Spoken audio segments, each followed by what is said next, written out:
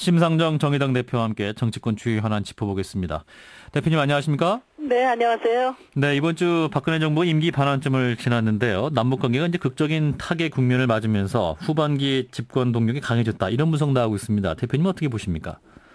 이 문제는 이제 기본적으로 이후 남북 관계를 어떻게 풀러가느냐에 전적으로 달려 있다고 보거든요. 예. 박근혜 정부가 보다 전향적인 대북 정책을 통해서 남북 관계 발전의 길을 열어간다면 야당도 협조하고 또 국민도 지지를 할 것이기 때문에 하반기 국정 운영 동력이 강해질 거고요. 예.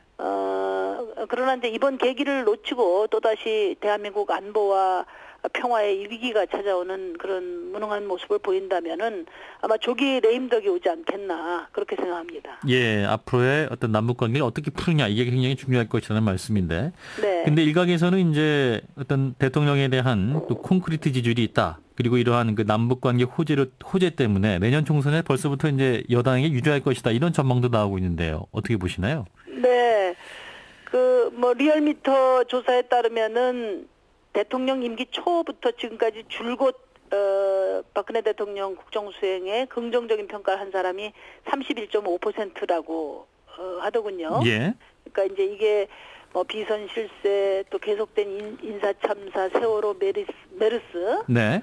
또 권력 실세 부패 민생 파탄 이 모든 것에도 불구하고 국권이 유지되는 지지율이니까 말씀대로 견고한 콘크리트죠. 네, 이번 네. 남북 합의에 힘입어서 더 오를 것 같고요. 그러나 이제 반대로 생각하면 지지율을 30%로 떨어뜨리는 사건들이 정기적으로 일어났어요. 예. 그러니까 집권 세력이 잘못했거나 또 잘하면 미연에 막을 수 있는 사건들이 그래서 사건이라기보다 사고에 가까운 일들이 계속 일어났는데 예. 아마 이제 지금까지 경험으로 볼 때 이런 사고가 반복될 가능성이 매우 크고 네. 또 민생 파탄이 지속될 가능성도 있어요. 그래서 저는 아직 확정적이지 않다고 보고요. 예. 선거 결과가 벌써 확실해지면 그건 민주주의가 제대로 돌아간다고 할 수 없지 않겠습니까? 네. 이제 문제는 이제 야권이 문제인 것 같아요. 야권이 많이 노력하는 수밖에 없고 네. 저희 정의당 역시 좀 강하고 매력적인 정당으로 거듭나기 위해서 지금 최선을 다하고 있습니다. 네, 정치는 생물이니까요. 또 시간을 네. 또 지켜봐야겠죠. 자, 내년 총선을 이제 앞두고 이제 선거제도 개편 문제도 이제 마지막 고비를 남겨놓고 있는데 지금 네, 합의가 네. 안 되고 있는 쟁점이 뭡니까? 일단 이제 3월달에 정개특위가 구성이 됐는데. 예. 지금 이제 8월 말이 1차 시한이었습니다. 물론 연장안이 가결되겠지만요. 네. 그러니까 그동안에 국민들이 바라는 선거제도 개혁 논의를 거의 하지 않고 있다가 이제 선거구 획정 기준을 빨리 줘야 되니까 적당히 그냥 현행 유지로 넘어가려고 하는 거 아니냐. 이게 이제 문제의 핵심이고요. 예. 이제 구체적으로는 의원 정수를 300석 유지를 그대로 할 경우에 300석을 그대로 유지해서 선거구 획정을 하자. 그 자체를 제가 반대하는 건 아닌데. 예. 그 중에 이제 300석 중에 지역구 수와 비례수를 어떻게 정할 것이냐 하는 거예요. 예. 이거는 저희가 정개특위에서 경론을 벌여서 지난 4차 회의 때 지역구 수와 비례수는 법적 사항이기 때문에 국회에서 결정해야지 선거구 획정으로 넘기면 안 된다. 이런 1차 결정이 있었는데. 네. 이거를 이제 곤란하니까 선거구 획정위로 떠넘겼어요. 그래서 이거는 위헌적 요소가 있다. 제가 이렇게 지적을 했고 네. 두 번째는 그렇게 떠넘겨 놓으면 이제 가뜩이나 지금 우리 선거제도가 승자 독식 제도인데 네. 비례 의석이 더 줄어들 가능성이 있다. 네. 그런 점을 저희가 우려했던 겁니다. 예. 그리고 이제 새누리당이나 또 새정치민주연합 쪽의 농촌 의원들은 이번 지역구 유권자 수 3대1 기준이던 지역구를 2대1로 줄일 경우에 농촌 지역의 의석이 많이 줄어들지 않느냐 이런 점에 대한 강한 우려가 표명돼 있죠. 예, 농어촌 지역의 어떤 대표성 강화 문제를 지적하고 있는 것이죠. 네네. 예. 자, 근데 이제 여야 합의, 이제 간사 합의 내용을 보면, 이제 선거구 획정위원회의 이제 의원 비율, 그러니까 이제 지역구 의원 수와 비례대표 의원 수 비율을 이제 정하도록 넘기는 방안이 좀 강력하게 논의되고 있는데, 이제 대표님은 반대하고 계시잖아요. 그럼 이렇게 이제 어떤 이런 차이가 존재함에도 불구하고 여야가 이렇게 주장하는 이유는 뭐라고 보십니까? 제가 반대하기보다는 예. 양당 간사가 정개특위 소위원회에서 공식적으로 처음엔 제가 주장했습니다. 네네. 오히려 선거구 획정위원회를 국회의원 정수 및 선거구 획정위원회를 만들어서 네. 법률적 근거를 주자. 국회의원 숫자를 논의할 수 있는. 근데 그걸 새누리당원들이 다 반대를 해서 정개특위에서 그건 안 되는 걸로 정리를 했는데 예. 양당 간사가 갑자기 기득권을 내려놓겠다면서 이제 선심쓰듯 그렇게 하는 것은 월권이다 이런 지적을 했고요. 핵심은 이제 지금 농촌 지역의 대표성이 크게 줄어들어서는 안 된다는 요구 정당하다고 보거든요. 예. 그러나 또 한편 이제 우리나라가 이제 비례대표 비중이 18%밖에 안 되는데 네. 이거는 이제 승자 독식 선거제도를 보완하기 위한 제도로서 우리가 도입을 한 거고 또 이 소선거구제하고 비례대표제를 혼합해서 운영하는 나라들 중에는 비례대표 의석 비중이 최저예요. 네. 대부분은 한 30% 이상은 다 되는데 우리나라가 가장 낮은 비중이거든요. 근데 예. 그걸 또 줄이자 하면 승자 독식 선거제도가 더욱 강화돼서 네. 유권자들이 주는 표에 비례해서 의석수가 만들어지는 게 아니라 거대 양당은 득표보다 훨씬 더 많은 의석을 가져가고 이제 새로운 신생 정당이나 진보 정당이나 이런 정당들의 원내 진입은 원천적으로 불가능해지는 그런 결과를 낳기 때문에 이것은 이제 정당 민주주의의 심각한 그 훼손이라고 보는 거죠. 그래서 그렇다면 농촌 지역도 유지하고 지금 비례 비중을 더 늘리거나 또 최소한 현행 유지를 한다고 할 경우에 예. 농촌 지역의 대표성을 더 확대하는 방법은 국회의원 정수 확대밖에 없지 않습니까? 예. 근데 그거는 또 여론도 좋지 않고 또 각 당도 하지 않겠다. 이렇게 되면서 지금 논란이 되고 있는 거죠. 예.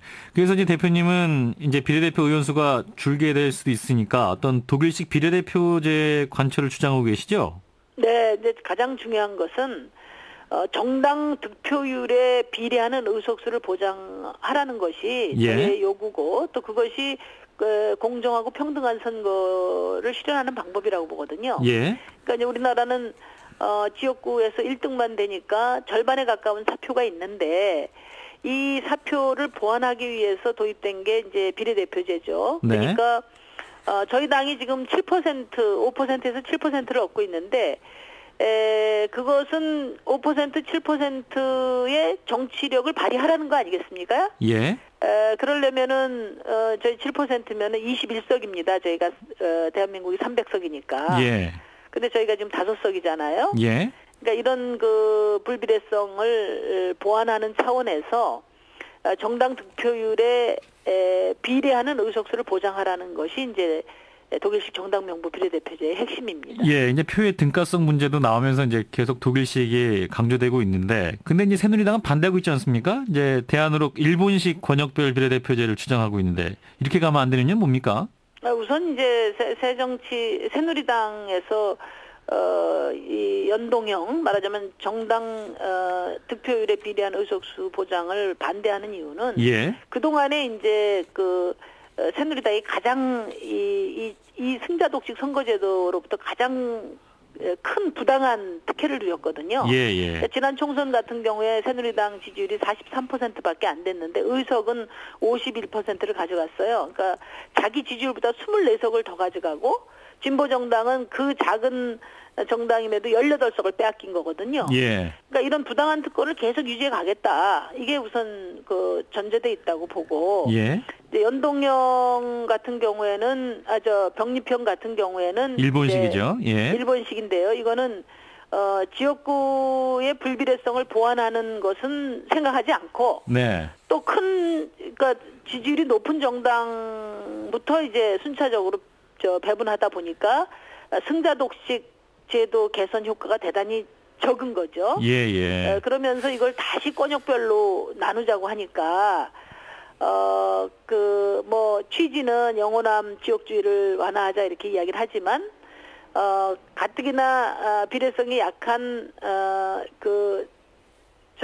54석을 가지고 이걸 네. 권역으로 다시 나누면은 현재는 이제 정당 중에서 13% 이상 지지율을 받은 정당이 비례 의석을 배분받도록 돼 있는데 예. 권역별로 이걸 쪼개면 5% 또는 심지어는 20% 이상 되는 정당이라야만 비례대표 의석을 배분받을 수 있는 거예요. 예. 그러니까 이거는 뭐 원천적으로 양당 그 영구 체제로 가는 그런 계약안이죠. 예, 저희는 그건 절대 목소리가 수용할 수 없습니다. 예, 소수 정당이 좀 절대적으로 불리하기 때문에 이제 그런 주장하고 계신데, 근데 이제 새누리당과 이제 새정치민주연합 입장을 들어보면 다음 주 중에는 이 정개특위 논의를 마무리하려는 그런 입장인데요. 이제 합의 가능할까요, 지금 합의가? 아니 이제 그거는 예. 이런 거죠. 지금 선거구 획정위원회에 기준을 주는 것을 다음 주까지 마무리하겠다는 거고요. 예, 예. 선거구 획정위원회에서는 이제 지역구 선거구를 구획하는 거고, 예. 다만 이제 그러면 지역구 의석수와 비례 의석수가 이제 쟁점이 되는 건 사실입니다만은, 그러나 비례 의석을 어떻게 배분할 거냐, 연동제로 할 거냐, 병립제로 할 거냐 하는 것은 10월 13일까지 지금 논의를 할 예정으로 있는 겁니다. 아, 그렇군요. 네. 예, 예. 그러니까 앞으로 또 추후 논의를 더 지켜봐야겠네요. 네, 예, 그렇습니다. 예. 자, 정의당 심상정 대표를 만나고 있습니다. 자, 지금 대기업의 청년 채용 문제를 좀 짚어보려고 합니다. 이제 정부가 임금 피크제 도입을 하면 이제 청년 공이 늘 것이다, 이렇게 주장을 하고 있고, 또 네. 광복절 특사 이후에 대기업들이 고용에 적극 나서고 있는데요. 자, 기대해도 될까요? 우선 뭐 임금 피크제가 청년 고용 늘리는 근거가 희박하다는 게 뭐 OECD나 한국노동연구원 입법조사처처럼 정부 관련 연구단체들이 공통으로 지적하고 있는 거거든요. 예. 그리고 이제 재벌 대기업들이 그 경쟁적으로 청년 채용 계획을 발표한 건 사실인데, 문제는 이게 이제 지금 노동개혁의 그 노동자들 일방적인 희생만 강요한다는 것에 대한 면피용이 아니길 바라거든요. 예. 왜냐하면 지금 10대 그룹 신규 채용 계획이 향후 2, 3년에 걸쳐서 8, 9만 정도라고 그랬어요. 예. 근데 해마다 10대 그룹 대졸 공채 규모가 매년 2, 3만이에요. 예. 그러니까 사실 크게 늘어난 것도 아니고, 그다음에 대기업 고용 계획을 보면 인턴이나 취업 경험 기회 제공, 이런 임시직이나 또는 협력사를 통한 간접 고용이 상당수거든요. 예. 언론에 발표된 걸 보면 9만 6천 명 채용 그 예정 인원 중에 그 실제 늘어난 채용은 16,000명에 불과하고 그 기한도 대체로 네. 2년짜리라고요. 그러니까 아하. 박근혜 정부 남은 임기에 맞춰져 있습니다. 예. 그래서 이렇게 좀 눈 가리고 아웅하는 식의 대책 가지고는 지금 청년 고용 절벽을 해결하기 어렵지 않나, 이런 강력한 문제인식을 가지고 있습니다. 예, 그러니까 일자리의 질이 그렇게 좋지 않은 것이란 말씀이고, 그래서 이제 청년고용 촉진특별법을 9월 정기국회 1호 법안으로 제안하셨죠? 어떤 내용인지 짧게 말씀해 주신다면. 그러니까 가장 중요한 것은 이제 청년 실업을 해소하기 위해서는 정부가 정책 의지를 강력히 갖고 대기업이 솔선수범해야 되거든요. 예, 예. 그래서 공기업과 대기업이 연내 20만 일자리를 만들어주도록 300 이상 대기업과 공공기관의 5%, 정원의 5% 이상 청년 고용을 의무화하자는 겁니다. 예. 그래서 그걸 이행하지 않은 기업에게는 고용부담금을 부과하고 충실히 이행한 기업에게는 알겠습니다. 고용지원금을 주자는 거죠. 예, 예. 그래서 저는 뭐 그 청년 고용 특별법을 그 청년 실업에 대한 긴급 조치로 정부가 적극적으로 검토하고 알겠습니다. 9월부터 예. 지금 진행되는 정기국회에서 1호 법안으로 우리 국회가 할 수 있는 일부터 먼저 하자는 제안입니다. 예, 말씀 여기까지 드릴게요. 고맙습니다. 네, 감사합니다. 정의당의 심상정 대표였습니다.